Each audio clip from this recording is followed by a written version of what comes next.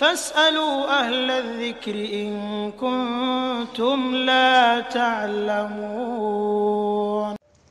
ওয়ালাইকুম আসসালাম ওয়া রাহমাতুল্লাহি ওয়া বারাকাতুহু। 7498 ভাই প্রশ্ন করেছেন যে হারাম যারা জীবিকা নির্বাহ করে হারাম উপায়ে তাদের ইবাদত কবুল হয় না।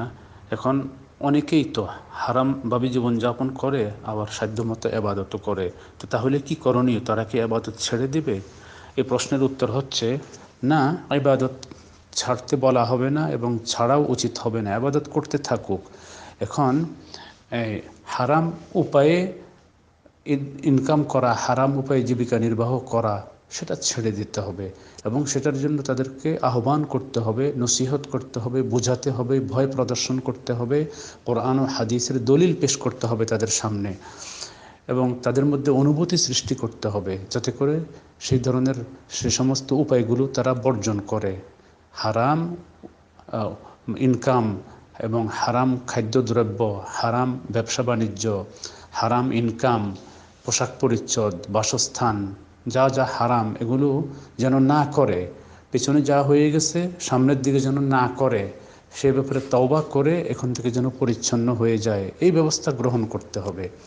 নেক আমল করা বন্ধ করতে হবে না, এটা মানে পজিটিভ ইতিবাচক সিদ্ধান্ত নয়। ইতিবাচক সিদ্ধান্ত হচ্ছে খারাপটা বর্জন করতে হবে আর ভালোটা অলরেডি করে যেতে হবে, চালিয়ে যেতে হবে। তো এখন কোনো খাবার দাবারে যদি ভেজাল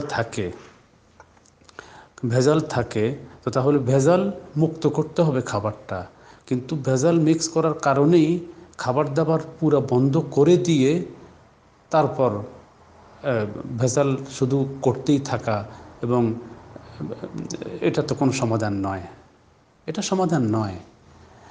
কাপড় চোপড়ে ময়লা যদি লাগে তো তাহলে কাপড় চোপড় ব্যবহার করা, পরিধান করা বর্জন করা নয়, বরং কাপড় চোপড়কে ধুইতে হবে, ময়লা ছাড়াতে হবে, এটা হলো সমাধান।